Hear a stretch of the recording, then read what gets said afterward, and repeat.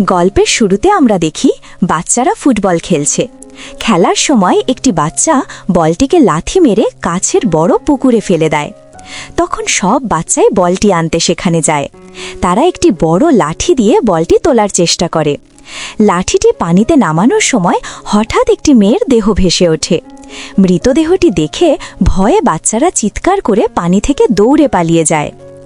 পরবর্তী দৃশ্যে পুলিশ খবর পাওয়ার সঙ্গে সঙ্গেই ঘটনাস্থলে পৌঁছায়। যখন মৃতদেহটি তুলে পরীক্ষা করা হয় তখন পুলিশ নিশ্চিত হয় যে এটি একটি মেয়ের দেহ। এছাড়াও মৃতদেহটি কয়েকদিন ধরে পানিতে পড়ে থাকার কারণে সম্পূর্ণ পচনশীল অবস্থায় ছিল। এই দৃশ্য এখানেই শেষ হয়। পরের দৃশ্যে আমরা নায়িকা অপর্ণাকে দেখি। অপর্ণার বাবা মা বরের পরিবারকে তার বিয়ের বিষয়ে কথা বলতে তাদের বাড়িতে নিমন্ত্রণ করেছিলেন। অপর্ণাকে দেখার সাথে সাথেই বর অজয় এবং তার বাবা মা তাকে খুব পছন্দ করে। বড়রা তাদের দুজনকে ওপরে পাঠায়, বলে যে তারা চাইলে একা বসে কথা বলতে পারে। অজয় খুব সাধারণ ভঙ্গিতে নিজের পরিচয় দেয়। সে বলে, আমি অনেক দিন ধরে বেঙ্গালুরুতে একজন সফটওয়্যার ইঞ্জিনিয়ার হিসাবে কাজ করছিলাম, কিন্তু কয়েক বছর পর সেখানে থাকতে থাকতে ক্লান্ত হয়ে পড়েছিলাম, তাই আমি চাকরি ছেড়ে কলকাতায় ফিরে এসেছি। এখন আমি বিয়ে করে এই শহরেই কাজ করার সিদ্ধান্ত নিয়েছি। অপর্ণাও অজয়কে পছন্দ করে, তাই সে এই বিয়েতে রাজি হয়। ছেলে মেয়ে বিয়েতে রাজি হয়েছে শুনে উভয় পরিবার আলোচনা করতে বসে। অজয়ের বাবা বলেন যে তারা সবাই অপর্ণাকে খুব পছন্দ করেছেন, তাই তিনি যত তাড়াতাড়ি সম্ভব বিয়ে দেওয়ার পরামর্শ দেন, আগামী 15 দিনের মধ্যে। এত দ্রুত বিয়ের কথা শুনে অপর্ণার বাবা মা অবাক হয়ে যায়। অজয়ের বাবা আরও বলেন, আমাদের কোনো আত্মীয়ই বিয়েতে আসবে না, কারণ কয়েকদিন আগে তাদের সঙ্গে আমাদের ঝগড়া হয়েছে। এখন আমরা কারোর সঙ্গে কথা বলি না, তবে তোমরা চাইলে তোমাদের যত আত্মীয় আছে সবাইকে আমন্ত্রণ জানাতে পারো। এই দৃশ্যের পর আমরা দেখি রাতে অপর্ণার বাবা মা এই বিষয়টি নিয়ে নিজেদের মধ্যে কথা বলছেন। অজয়ের পরিবারকে, বিশেষ করে অজয়ের বাবাকে দেখে অপর্ণার বাবার মনেও সন্দেহ তৈরি হয়েছিল। তিনি তার স্ত্রীকে বলেন, আমি মনে করি না ওই ছেলেটা আমাদের মেয়ের জন্য ঠিক হবে। আমি এই সম্পর্কে আগ্রহী নই, চল অন্য কাউকে খুঁজে বের করি। অপর্ণার মা বলেন, ছেলেটা কি সুন্দর না, তার তো আগে ভালো চাকরিও ছিল। যদি আমরা এই প্রস্তাব ফিরিয়ে দিই তাহলে এর চেয়ে ভালো ছেলে আবার পাবো কিভাবে? তার স্বামী জবাব দেন, ছেলেটা খারাপ নয়, কিন্তু মাত্র 15 দিনের মধ্যে আমরা কিভাবে বিয়ে করব? তার উদ্বেগ থাকা সত্ত্বেও অপর্ণার মা তাকে এই বিয়েতে রাজি হতে বাধ্য করেন। সেই রাতেই অপর্ণাকে তার বন্ধুদের সাথে থানায় যেতে দেখা যায়। বিষয়টা হলো, অপর্ণার ঘনিষ্ঠ বন্ধু অঞ্জনা রহস্যজনকভাবে নিখোঁজ হয়ে গেছে। পুলিশের কাছে অভিযোগ দায়ের করার কয়েকদিন পরও অঞ্জনা কোথায় গেছে বা তার কি হয়েছে সে সম্পর্কে কোনো ধারণা পাওয়া যায়নি। তদন্তের সময় পুলিশ জানতে পারে যে অঞ্জনা নিখোঁজ হওয়ার কয়েকদিন আগে নয়ডার চাকরি থেকে ইস্তফা দিয়েছিল। এরপর থেকে কেউ জানে না সে কোথায় গেছে। এই দৃশ্য এখানেই শেষ হয়। 15 দিন পর উভয় পরিবারের সিদ্ধান্ত অনুযায়ী অজয় এবং অপর্ণার বিয়ে হয়। অজয়ের বাবা আগেই বলেছিলেন তাদের পক্ষ থেকে কোনো আত্মীয় বিয়েতে আসবে না। অভ্যর্থনা অনুষ্ঠানের সময় সবাই যখন খাচ্ছিল তখন অজয়ের বোন মল্লিকার শাড়িতে হঠাৎ কিছু লাল রস পড়ে।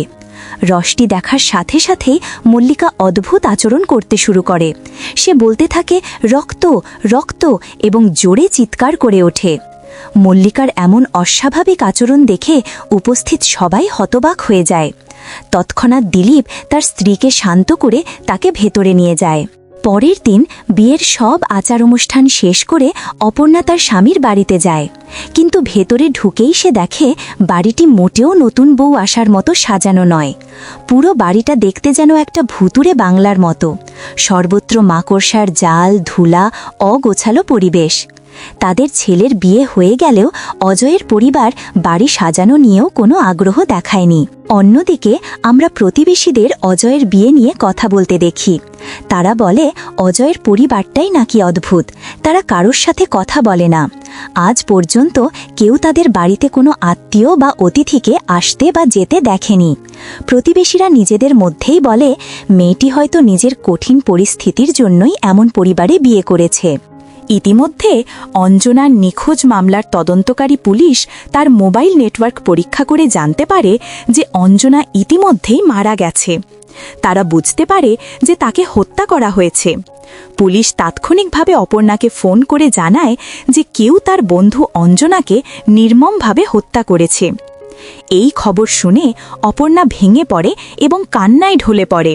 সে ভাবতে থাকে কার এমন শত্রুতা থাকতে পারে যে তার বন্ধু অঞ্জনাকে হত্যা করবে। সেই রাতে যখন অপর্ণা ঘুমাতে যাচ্ছিল, সে ওপরের তলার একটি ঘরে আলো জ্বলতে দেখে। এত রাতে আলো কেন জ্বলছে তা জানতে সে ওপরে গেলে অজয়ও সেখানে আসে। সে অপর্ণার সাথে অন্য প্রসঙ্গ নিয়ে কথা বলতে শুরু করে। তার মনোযোগ অন্যদিকে ঘুরিয়ে তাকে সেই ঘর থেকে নিচে নিয়ে আসে। তাদের ঘরে পৌঁছানোর পর অজয় তার পোশাক পাল্টানোর জন্য আলমারি খোলে। হঠাৎ সে ভেতরে একটি বড় সাপ দেখতে পায় এবং জোরে চিৎকার করে ওঠে। শব্দ শুনে সবাই সেখানে ছুটে আসে। তারা সাপের ওপর একটি কাপড় ছুঁড়ে দিয়ে সেটিকে একটি ডাস্টবিনের ভেতরে আটকে ফেলে।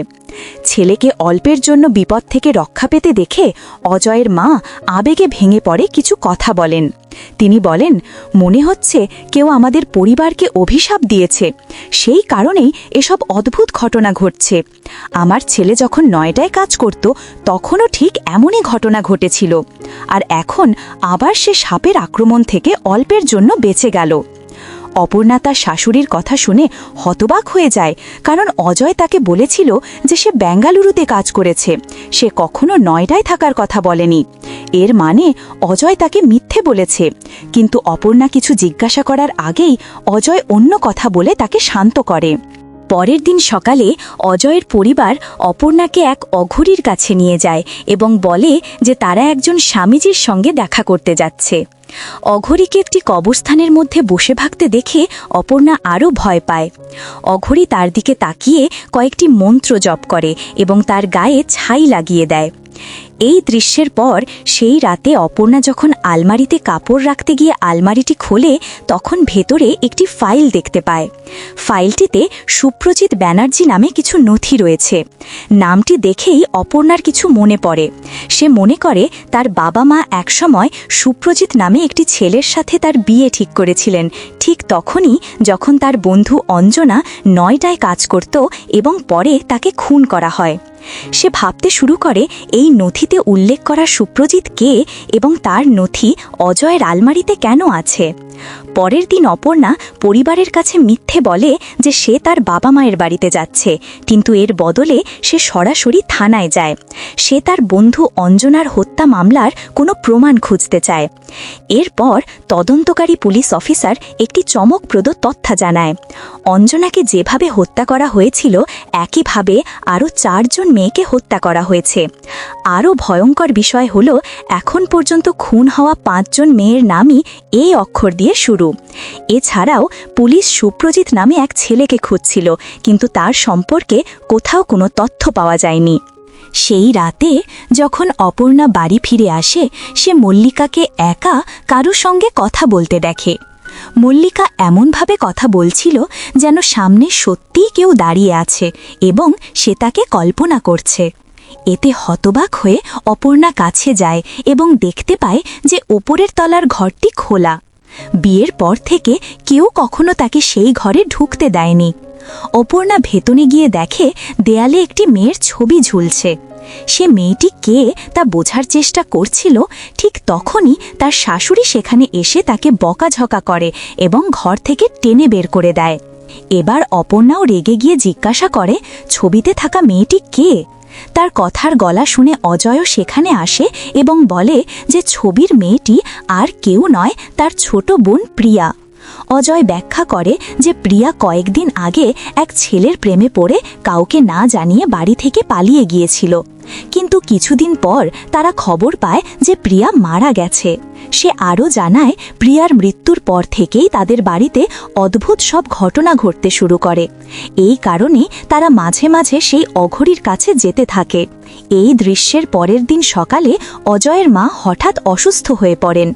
তারা তৎক্ষণাৎ তাকে হাসপাতালে নিয়ে যায় এবং ভর্তি করায়। রোগীকে ভর্তি করার পর হাসপাতাল তাদের একটি ফর্ম দেয় যেখানে বিস্তারিত তথ্য লিখতে হয়। অজয় তার মায়ের অবস্থা নিয়ে খুব চিন্তিত ছিল, তাই ফর্মটি অপর্ণাই পূরণ করে। কিন্তু ফর্ম পূরণ করার সময় অপর্ণার মাথায় অন্য কথা চলছিল, আর ভুল করে সে তার স্বামীর নামের জায়গায় সুপ্রজিৎ লিখে ফেলে, অর্থাৎ অজয়ের পরিবর্তে ভুলবশত সে সুপ্রজিৎ লিখে দেয়। নিজের ভুল টের না পেয়ে সে ফর্মটি জমা দেয়। কিছুক্ষণ পর যখন অপর্ণা ওষুধ কিনতে যায়, তখন রিসেপশনিস্ট জোরে জোরে সুপ্রজিতের নাম ধরে ডাকতে থাকে। সুপ্রজিৎ নাম শুনেই অজয় তৎক্ষণাৎ সাড়া দেয়। এটা দেখে অপর্ণা স্তব্ধ হয়ে যায় এবং তার সন্দেহ আরও গভীর হয়। অপর্ণা যখন বুঝতে চেষ্টা করে কেন তার স্বামীর সাথে সুপ্রজিৎ নামটি যুক্ত হচ্ছে, তখন অজয় রেগে উঠে তাকে জিজ্ঞাসা করে, ফর্ম ভর্তি করার সময় তোমার মাথা কোথায় ছিল? তুমি আমার নামের জায়গায় সুপ্রজিৎ কেন লিখেছ? এসব দেখে অপর্ণার মনে হতে থাকে যে তার স্বামী ও তার পরিবার কিছু একটা লুকাচ্ছে। এরপর অপর্ণা তৎক্ষণাৎ একটা অজুহাত দেখিয়ে বাড়ি ফিরে আসে। তখন বাড়িতে শুধু মল্লিকা ছিল। অপর্ণা মল্লিকাকে হুমকি দিয়ে সত্য জানতে চাইলে মল্লিকা অবশেষে সব কথা বলতে শুরু করে এবং এরপর ঘটনাগুলো ফ্ল্যাশব্যাকে দেখানো হয়। কয়েক মাস আগে পরিবারের ছোট মেয়ে প্রিয়া চন্দ্রন নামে এক ছেলের প্রেমে পড়েছিল। একদিন যখন সবাই একটি বিয়েতে যোগ দিতে বাইরে গিয়েছিল, প্রিয়া বাড়িতে একাই ছিল। সেই সুযোগে সে তার প্রেমিক চন্দ্রনকে বাড়িতে ডাকে এবং তারা দুজন প্রেম করতে থাকে। ইতিমধ্যে দিলীপ, যে তার মানিব্যাগ নিতে ভুলে গিয়েছিল, বাড়িতে ফিরে আসে। প্রিয়াকে একটি ছেলের সাথে প্রেম করতে দেখে সে তৎক্ষণাৎ অজয় এবং তার মাকে ফোন করে সব জানায়। সবাই দ্রুত বাড়িতে ফিরে আসে এবং রাগে চন্দ্রনকে নির্মমভাবে মারধর করে। প্রচণ্ড মারধরের পর চন্দ্রনের শ্বাস বন্ধ হয়ে যায়। এইসব দেখে ভয়ে স্তব্ধ হয়ে যাওয়া প্রিয়া সেখান থেকে দৌড়ে পালিয়ে যায়। প্রিয়ার পেছনে দিলীপও দৌড়াতে থাকে। কিন্তু কিছুক্ষণ পর দিলীপ ফিরে এসে সবাইকে জানায় যে প্রিয়া মারা গেছে। বর্তমানে ফিরে এসে মল্লিকা বলেন যে চন্দ্রন এবং প্রিয়ার মৃত্যুর পর থেকেই তাদের বাড়িতে নানা অদ্ভুত ও ভয়ঙ্কর ঘটনা ঘটতে শুরু করে। সবাই যখন ভয়ে আতঙ্কিত হয়ে পড়ে, তখন তার স্বামী দিলীপ পরিবারকে সেই অঘরী বাবার কথা জানায়। তারা তৎক্ষণাৎ অঘরীর কাছে গেলে তিনি বলেন যে তারা খুব বড় অপরাধ করেছে। তিনি জানান প্রিয়া এবং চন্দ্রনের ভূত, যাদের তারা হত্যা করেছিল, তাদের প্রতিশোধ নেবার জন্য অপেক্ষা করছে। অঘরী বলেন পরিবারের বাঁচার একটাই উপায় আছে, ওই দুটি ভূতকে থামাতে হলে 6টি মেয়েকে সেই অশুভ শক্তির কাছে উৎসর্গ করতে হবে, যেটার পূজা সে করে। 6টি মেয়েই অবিবাহিত হতে হবে এবং তাদের প্রত্যেকের নাম এই অক্ষর দিয়ে শুরু হতে হবে। এ কথা শুনে অজয়ের পরিবার প্রথমে হতবাক হয়ে তা প্রত্যাখ্যান করে, কিন্তু কয়েকদিন পর অজয়ের বাবার দেহে হঠাৎ রহস্যজনকভাবে রক্তপাত শুরু হয়। যখন তারা নিশ্চিত হয়ে যায় যে যদি পরিস্থিতি এভাবেই চলতে থাকে তবে তাদের সবার জীবন বিপন্ন হবে, তখন তারা আতঙ্কে ভরে যায় এবং 6টি মেয়েকে বলি দিতে রাজি হয়ে যায়। এর মানে হল অজয়ের পরিবার অঞ্জনাকে সহ আরও 5টি মেয়েকে হত্যা করেছে। এখন শেষ বলিদানের জন্য, অর্থাৎ 6ষ্ঠ মেয়েটির জন্য, অজয় অপর্ণাকে বিয়ে করে তাকে বাড়িতে নিয়ে আসে। সত্য জানার পর হতবাক অপর্ণা থানায় যাওয়ার চেষ্টা করে, কিন্তু অজয়, তার বাবা এবং দিলীপ দ্রুত সেখানে পৌঁছে যায়। অপর্ণা পুলিশকে খবর দিলে তারা সবাই জেলে যাবে এটা বুঝতে পেরে অজয় তাকে মারধর করে এবং একটি চেয়ারের সাথে বেঁধে রাখে। এই ঘটনার পর যখন সবাই সেই রাতে ঘুমিয়ে পড়ে, দিলীপ অপর্ণার কাছে আসে এবং আরেকটি সত্যের মোড় খুলে দেয়। যদিও মল্লিকার সাথে তার বিবাহিত জীবন ছিল, দিলীপের মনে তার বোন প্রিয়ার প্রতি ক্রাশ ছিল। প্রিয়াকে চন্দ্রনের সাথে প্রেম করতে দেখে তার রাগ দ্বিগুণ হয়ে যায় এবং সে চন্দ্রনকে কোনোভাবেই বাঁচতে না দেওয়ার সিদ্ধান্ত নেয়। তাই সে অজয়কে এবং তার মাকে সেখানে ডেকে আনে। সে অজয়কে উস্কে দেয় এবং নিজেও চন্দ্রনকে মারধর করতে সাহায্য করে, যার ফলে চন্দ্রনের মৃত্যু হয়। প্রিয়া ভয়ে পালিয়ে গেলে দিলীপ তাকে তাড়া করে। অবশেষে সে প্রিয়াকে থামিয়ে বলে যে সে যদি তাকে ভালোবাসে তবেই তাকে ছেড়ে দেবে। কিন্তু প্রিয়া, যে চন্দ্রনকে নিজের জীবনের চেয়েও বেশি ভালোবাসত, চন্দ্রন মারা গেছে শুনে কাছের নদীতে ঝাঁপ দেয়। আরও একটি সত্য প্রকাশিত হয়। দিলীপ সম্পূর্ণ মানসিক রোগী। বাড়ির কেউই তাকে পছন্দ করত না, কারণ সে কোনো কাজ করত না এবং সবসময় ঘরে বসে থাকত। তার শাশুড়ি, শ্বশুর, অজয়, এমনকি তার নিজের স্ত্রী মল্লিকাও তাকে সব সময় অপমান করত। যখন সে অনুভব করল যে তাকে সবাইকে শিক্ষা দিতে হবে, তখনই চন্দ্রন এবং প্রিয়ার মৃত্যু ঘটে। এর পরপরই দিলীপ একটি পরিকল্পনা করে। সে পরিবারকে তার পরিচিত এক অঘরীর কাছে নিয়ে যায়। তারা দুজন মিলে ইচ্ছাকৃতভাবে বাড়িতে ভৌতিক ঘটনা ঘটাতে শুরু করে। যে রাতে অজয়ের বাবার রক্ত ঘন হয়ে গিয়েছিল বলে সবাই ভেবেছিল, সেদিন দিলীপই তার শ্বশুরের খাবারে বিষ মিশিয়ে তাকে অসুস্থ করেছিল। তার উদ্দেশ্য ছিল পুরো পরিবারকে ভয় দেখানো এবং তাদের বিশ্বাস করানো যে কোনো অতি প্রাকৃত অভিশাপের কারণে 6টি মেয়েকে বলি দিতে হবে। তার আসল পরিকল্পনা কী ছিল? তার আসল পরিকল্পনা ছিল পরিবারের সদস্যদের দিয়ে সেই মেয়েগুলোকে হত্যা করানো, তারপর নিজে পুলিশে খবর দিয়ে পুরো পরিবারকে যাবজ্জীবন কারাদণ্ডে পাঠানো। এবার দিলীপ অপর্ণাকে বলে যে সে এতদিন ধরে অপেক্ষা করছিল এই গল্পটা কাউকে বলার জন্য, আর এখন যেহেতু সে তাকে সব বলেছে, তাই শীঘ্রই অপর্ণাও এর শিকার হবে। সে অদ্ভুতভাবে হাসতে থাকে। ঠিক সেই মুহূর্তে মল্লিকা এসে দিলীপের মাথার পিছনে আঘাত করে এবং অপর্ণাকে বাঁচায়। অজয় শব্দ শুনে এগোতে গিয়েও থেমে যায়, আর তখন পর্যন্ত অপর্ণা পালিয়ে গেছে। অপর্ণা ঘর থেকে বেরিয়ে রাস্তা দিয়ে দ্রুত দৌড়াতে থাকে। দৌড়ানোর সময় একটি দ্রুতগামী গাড়ি তাকে ধাক্কা দেয়। কিছুক্ষণ পর একটি ছেলে এবং একটি মেয়ে গাড়ি থেকে নেমে অপর্ণার দিকে তাকায়। কিছুক্ষণ পর যখন তার জ্ঞান ফিরতে শুরু করে, সবচেয়ে অপ্রত্যাশিত মোড়টি ঘটে। প্রিয়া এবং চন্দ্রন, যাদের সবাই মৃত মনে করেছিল, তারা আসলে বেঁচে আছে। তারা দ্রুত অপর্ণাকে হাসপাতালে নিয়ে যায়। এখানেই সিরিজের গল্প শেষ হয়। ভিডিওটি ভালো লাগলে চ্যানেলটিকে লাইক আর সাবস্ক্রাইব করে দিও, আর কমেন্টে জানাতে ভুলো না তুমি কোন ধরনের মুভি রিভিউ চাও। ধন্যবাদ, আবার দেখা হবে, বাই।